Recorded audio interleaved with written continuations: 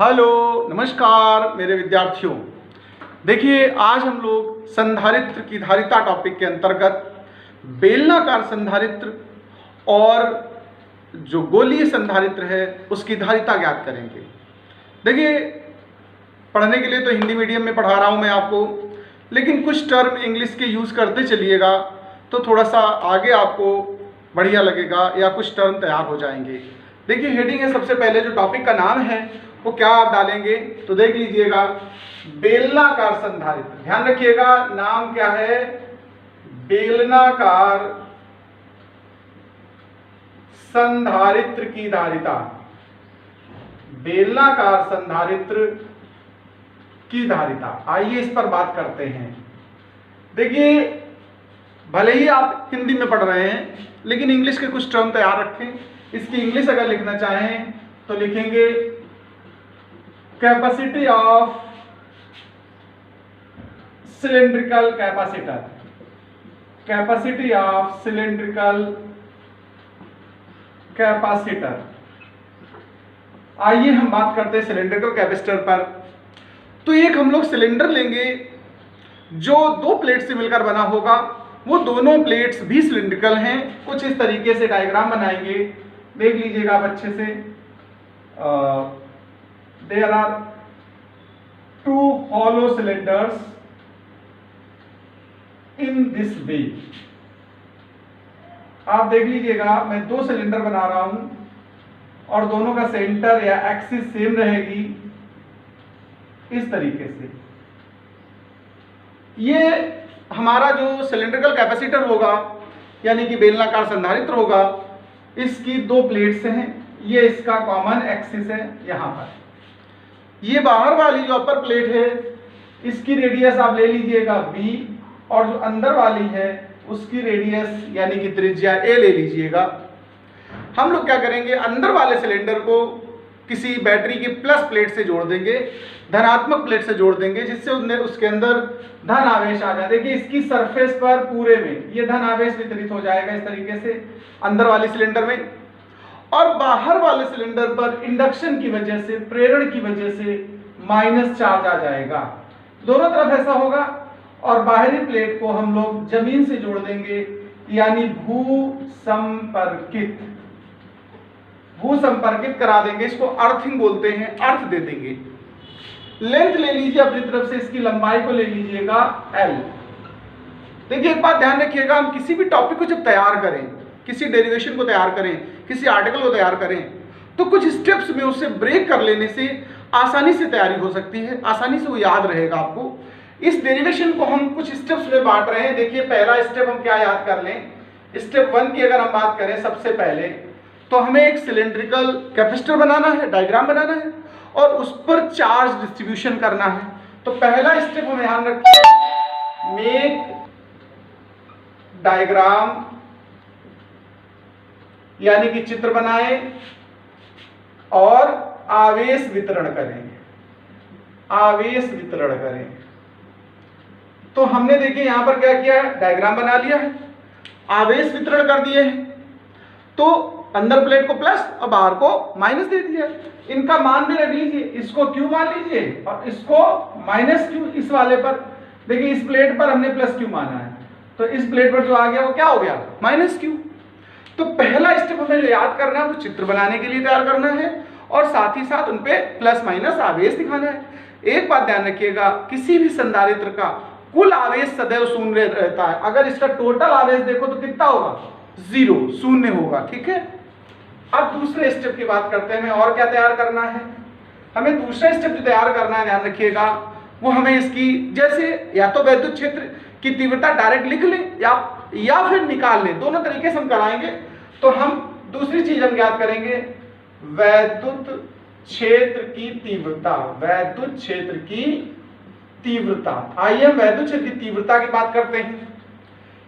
जब तीव्रता ज्ञात कर ले या आप डायरेक्ट फार्मूला यूज कर सकते हैं। ठीक है, तो स्टेप 3 हमारा होगा वैद्युत विभव ज्ञात करने का। क्या होगा भाई, वैद्युत विभव ज्ञात करना होगा हमें तीसरे स्टेप पे, वैद्युत विभव। जब भी वो निकल आता है तभी ध्यान रखिएगा धारिता ज्ञात हो पाती है। तो चौथा स्टेप हमारा जो यूज होना है वो यूज होना है Q बराबर, सूत्र होता है ना Q बराबर CV। इस तरीके से अगर हम इतने स्टेप तैयार कर लें तो ये डेरिवेशन तैयार हो जाएगा। अब आप सोचते होंगे कि अरे तो बड़ा आसान लग रहा है, 4 स्टेप में पूरा खत्म। करेंगे कैसे? एक एक स्टेप आप समझते जाइए। तो पहला स्टेप मैंने जो चित्र बनाने के लिए कहा आपसे वो बना लीजिए, आवेश वितरित कर लीजिए। दूसरे स्टेप मैंने आपसे क्या कहा है? वैद्युत क्षेत्र की तीव्रता ज्ञात करनी है। वैद्युत क्षेत्र की तीव्रता ज्ञात करने के लिए हम लोग करेंगे क्या? गॉस की प्रमेय का इस्तेमाल करेंगे। गॉस की प्रमेय का इस्तेमाल करने के लिए ध्यान रखिए एक गॉसियन सरफेस होना चाहिए, एक गॉसियन पृष्ठ होना चाहिए। तो एक काम करते हैं, ये दोनों इनके बीच में एक गॉसियन पृष्ठ बना लीजिएगा। यहाँ पर देख लीजिए एक गॉसियन पृष्ठ बना लीजिए जो कि इस तरीके से सिलेंड्रिकल है, वो भी गॉसियन पृष्ठ बीचों बीच में बना लिया है इस तरीके से। यहाँ पर ये बीचों बीच में आप एक गॉसियन पृष्ठ ड्रॉ कर दीजिए, डाल दीजिए। इस गॉसियन पृष्ठ की जो त्रिज्या मान लीजिएगा वो R मान लीजिएगा। कितनी मान लीजिए? R। मैं इसका एक बॉटम अलग से बना के दिखा दूं जिससे आपको समझ में आए। बॉटम का हिस्सा हम दिखा रहे हैं, ये अंदर वाला आपका सिलेंडर का बेस है A रेडियस वाला, ये बाहर वाला सिलेंडर का बेस है जिसकी रेडियस को हम लोगों ने B मान लिया है। और बीच में मैंने आपसे कहा था एक गॉसियन पृष्ठ डाल दीजिए। तो ये बीच वाला है, ये गॉसियन पृष्ठ है, इसकी त्रिज्या R ले लीजिएगा। ये केंद्र हमारा जो ये लाइन सीधा सीधा खींचिए O, ये केंद्र O डैश है।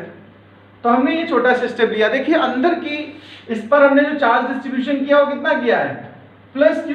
समझाने के लिए मैंने ऐसे बना दिया +Q। और जो बाहर इस पर आ गया है वो कैसा आ चुका है? देखिए -Q। इस पर कैसा डिस्ट्रीब्यूशन है? -Q। ये आवेश है। हम लोग क्या करने जा रहे हैं? हमें तीव्रता चाहिए। तो ये गॉसियन पृष्ठ अपनी तरफ से बना दिया है, इसे कहते हैं गॉसियन सरफेस। क्या बोलते हैं? गॉसियन पृष्ठ। तो अब हम लोग यहाँ तीव्रता ज्ञात करेंगे गॉसियन पृष्ठ पर। तो एक काम करिए आप, गॉसियन पृष्ठ इस जगह है, यहाँ पर एक छोटा सा और पृष्ठ बनाइए जिसका एरिया वेक्टर dA होगा और इलेक्ट्रिक फील्ड E होगी। तो इस इलेक्ट्रिक फील्ड E और dA को अगर आप देखेंगे तो एक दूसरे के समांतर है, पैरेलल है, तो इनके बीच का कोण 0 रहेगा। तो हम लोग सबसे पहले स्टेप की बात कर रहे हैं, वो पूरा हो चुका है। अब स्टेप 2 पर काम करना शुरू करते हैं। तीव्रता ज्ञात करने के लिए हम लोग गॉस की प्रमेय का प्रयोग करेंगे। तो हम कहेंगे गॉस की प्रमेय से, गॉस की प्रमेय से। अब गॉस की प्रमेय है क्या, ये बात समझिए। तो गॉस की प्रमेय से वैद्युत फ्लक्स निकाला जाता है, और वो वैद्युत फ्लक्स आता कितना है? Q/ε0। ये तो आपको याद ही होगा। ध्यान रखिए इस जगह पर, अगर ये दोनों प्लेट्स के बीच में कोई मीडियम भरेंगे, आप कोई मीडियम डाइलेक्ट्रिक के लिया है तो यहाँ क्या लिखिए, अगर एयर है तो A मतलब 1 रख दीजिए K की वैल्यू। हम मान लेते हैं कि इन दोनों प्लेट्स के बीच में कोई डाइलेक्ट्रिक मटेरियल भर दिया गया है जिसका डाइलेक्ट्रिक कांस्टेंट K है, तो फिर इस जगह K/ε0 यूज होगा। इतना हमेशा ध्यान रखिए, अगर एयर होगी तो K की वैल्यू 1 है, और अगर कोई मीडियम भरा है तो K/ε0 है। तो ये तो गॉस थ्योरम है। गॉस थ्योरम में साथ ही साथ फ्लक्स का फार्मूला एक ये भी होता है, E.dA क्लोज्ड सरफेस इंटीग्रल, बंद पृष्ठ समाकलन। तो इस फार्मूले से हम लोग आगे बढ़ेंगे। तो E.dA जब ओपन करेंगे आप देखिए जरा, E.dA बचेगा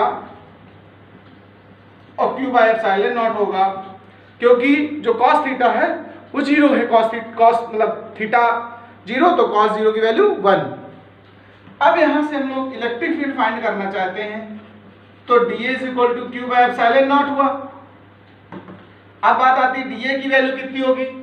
तो ये सिलेंडर है ना, बेलन है, बेलन का जो वक्र पृष्ठ होता है, देखिए गॉसियन सरफेस ऐसा ड्रॉ किया ना आपने सिलेंड्रिकल, तो बेलन का जो वक्र पृष्ठ होता है आपको याद होना चाहिए फार्मूला, 2πr/h होता है। h मतलब हाइट, हमने हाइट को क्या लिया है? l। तो ये हो गया इतना। अब यहां से फील्ड क्या निकल के आ रही है वो देखिएगा, E = 1/2πε0। देखिए ये 2π सब ε0 के साथ लिख रहा हूं मैं, Q में /l लिख रहा हूं, और 1/r अलग लिख दे रहा हूं जो वो डिवाइड में गया है। ये Q/l क्यों लिखा है बता दूं आपको। एक होता है लीनियर चार्ज डेंसिटी, आपको याद ना हो तो याद कर लीजिएगा, रेखीय समाकलन, रेखीय आवेश घनत्व, रेखीय आवेश घनत्व यदि हम लोग कहें तो लैम्डा होता है, उसे Q बाई एल कहते हैं। इस जगह आप चाहें तो लैम्डा की वैल्यू Q बाई एल रख दें, तो देखिए फिर क्या बना, 1/2 pi epsilon naught lambda upon r. ये तीव्रता आ गई वोल्ट पर मीटर। अब आप चाहते तो ये डेरिवेशन ना करें, अगर केवल इसके लिए डायरेक्ट पूछा जाए तो आप डायरेक्ट ये फार्मूला यूज कर सकते हैं। मैंने आपको सिखा दिया कि कैसे निकाला है, लेकिन अगर आप चाहें, अगर आप इसका केवल डेरिवेशन कर रहे हों तो आप इस फार्मूले को डायरेक्ट यहाँ दूसरे स्टेप पे रख सकते हैं कि हम जानते हैं वैद्युत क्षेत्र की तीव्रता दो प्लेटों के बीच, अगर बेलनाकार प्लेटें हैं तो उनके बीच इतनी होती है। आप डायरेक्ट यूज कर सकते हैं फार्मूले की तरह, मैंने इसको डिराइव करके सिखा दिया है। अब देखिए दूसरा स्टेप हमारा पूरा हो गया।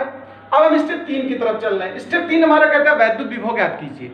तो वोल्टेज ज्ञात करना है। वोल्टेज ज्ञात करने के लिए एक सूत्र हमने और पढ़ाया है, हम जानते हैं विभव प्रवणता वाला सूत्र। आप याद कर लीजिए, E बराबर माइनस dV अपान dr था।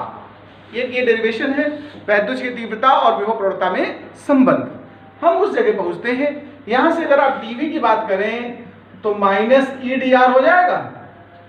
तो फिर V निकालना चाहेगा हम लोग टोटल, तो फिर इंटीग्रेशन करना पड़ेगा, माइनस बाहर ले लीजिएगा, E और dr। E की वैल्यू निकाल चुके हैं, यहां रख देंगे। तो देखिए V is equal to minus integration 1/2 pi epsilon naught lambda upon r और dr। ध्यान रखिएगा जब इंटीग्रेशन करते हैं तो लिमिट की जरूरत पड़ती है। तो लिमिट कहां से कहां तक होगी सुन लीजिए। पहला वाला जो सिलेंडर है वो यहां पर है और दूसरा यहां, यानी हमें इनके बीच की लिमिट चाहिए। इनके बीच की लिमिट का मतलब हुआ यहां से a रेडियस है और यहां की रेडियस यानी त्रिज्या b है, तो हमें लिमिट लेनी पड़ेगी a से b तक। तो लिमिट ले ली हमने a से b तक एक काम। अब हम इसका इंटीग्रेशन कर रहे हैं, तो -1 बाई, देखिए ये 2 पाई एप्सिलॉन नॉट बाहर निकाल दीजिए और लैम्डा निकाल दीजिए, सीधा सीधा 1 बाई r dr बचा a से b। आपको सभी को पता होना चाहिए कि integration of 1 by x dx log base ex होता है। अगर नहीं याद है तो इसको जरूर याद करें, क्योंकि log बेस ex का डिफरेंशिएशन 1 बाई x, तो 1 बाई x का इंटीग्रेशन log x। ये log x कौन सा log है, ध्यान रखिएगा, बेस e लगा है, इसी को हम बोलते हैं नेचुरल log। ध्यान रखिएगा नेचुरल log, ln पढ़ते हैं, इसका ln सिंबल होता है log बेस e का, तो नेचुरल log x लिख सकते हैं आप डायरेक्ट, ये log बेस ex, आप जैसा चाहें दोनों तरीके से लिखा जा सकता है इसे, ठीक है। तो आइए इस तरीके से हम इसका इंटीग्रेशन करने जा रहे हैं। तो 1/2 पाई एप्सिलॉन नॉट लैम्डा, यहां पर देखिए इंटीग्रेशन हुआ log बेस e और r, और लिमिट पीछे साइड लिख दी गई a से b तक। अब इस लिमिट की वैल्यू रखनी है। मैं यहां पर इसको जरा साफ करके दोबारा से आगे बढ़ा रहा हूं। ये तो आप लोग नोट ही कर लिए होंगे, जरूर नोट करते चलिएगा, साथ साथ में नोट्स बना लेंगे तो आप इजीली समझ पाएंगे, ठीक है। तो अपना कॉपी पेन लेके बैठा करें हर वीडियो में जब रीस्टार्ट करें आप। अब मैं ये हटा रहा हूँ, मैं स्टेप बाय बताने के लिए तैयार हुआ। तो देखिए मैं तीसरे स्टेप पे बात कर रहा हूँ, वोल्टेज निकाल रहा हूँ। तो देखिए हमारा V कितना निकल के आया है, 1/2 पाई एप्सिलॉन नॉट। हमने K लेकर के हम चले थे क्या साथ में, अगर K लेकर चले थे तो K लेकर लीजिए, अगर नहीं लिया, एयर के लिए सॉल्व कर रहे हैं तो K लीव कर दीजिएगा जैसा आपने स्टार्टिंग में लिया हो। अब देखिए लैम्डा भी बाहर है, यहाँ पहले अपर लिमिट लगाएंगे इस r की जगह, ध्यान रखिएगा, फिर माइनस, फिर लोअर लिमिट। तो log बेस e पहले आएगा b, फिर माइनस log बेस a, मतलब log बेस e और a आएगा। ये तो लिमिट अप्लाई कर दिया। आप जानते हो log m minus log n क्या होता है, log m अपान n, तो इसको ऐसे भी लिखा जा सकता है 1/2 पाई एप्सिलॉन नॉट k और lambda log base e b upon a। देखिए पोटेंशियल निकल आया है, ये पोटेंशियल डिफरेंस है, एक्चुअल में दोनों प्लेटों के बीच का वोल्टेज में डिफरेंस निकला, पोटेंशियल डिफरेंस, विभव में अंतर है, ये विभवांतर ज्ञात किया गया है। अब इस विभवांतर से हम लोग क्या करेंगे, इसका हम केवल मैग्नीट्यूड उठाएंगे, केवल इसका मान उठाएंगे, चिन्ह से हमारा कोई मतलब नहीं है। विभव में अंतर, ये माइनस आने का मतलब ये बता रहा है कि अंदर से बाहर जाने पर वोल्टेज की वैल्यू डिक्रीज हो रही है। चलिए अब हम लोग सॉल्व करते हैं, इसको सिंप्लीफाई करते हैं। तो देखिए स्टेप 3 हमारा पूरा हो चुका, विभव ज्ञात कर लिया है। स्टेप 4 की बात करते हैं। तो हम जानते हैं रिलेशन Q बराबर CV, इसको लिख देना आप, हम जानते हैं, ठीक है। Q बराबर CV, C तो चाहिए आपको, V हम लोगों ने निकाला है, कितना निकाला है 1/2πε0 लैम्डा और log बेस E V/A। यहां से देख लीजिएगा, आप चाहे तो लैम्डा को क्या लिख सकते हैं, देखो लैम्डा बराबर Q/L था, इस जगह लैम्डा को क्या लिख दीजिए आप Q/L। तो Q से Q कैंसिल होगा, तो C = ये सब ऊपर आ रहा, देखिए 2πε0 के L और ये चीज अपान में आ जाएगी log बेस E V/A। और थोड़ा सिंप्लीफाई करके ऐसे लिख सकते हो 2πε0 के L अपान log बेस E V/A। ये हमारा फेराड, ये हमारा सिलिंड्रिकल कैपेसिटर की कैपेसिटी निकल आई है, यानी बेलनाकार संधारित्र की धारिता का रिजल्ट तैयार हो गया है फेराड में। अब आप चाहें तो अगर एयर के लिए कहते तो K की वैल्यू 1 रख लेते, डाइलेक्ट्रिक कांस्टेंट है, परावैद्युत नियतांक K का मान 1 रखा जा सकता है वायु के लिए, अगर दोनों प्लेट के बीच में वायु है। अगर माध्यम है तो इसको K को रखिएगा साथ में। तो ये तो मुझे लगता है आपको समझ में आ गया होगा। हमेशा कोई भी आर्टिकल स्टेप्स में ब्रेक करके तैयार करें तो ज्यादा अच्छा है। नमस्कार।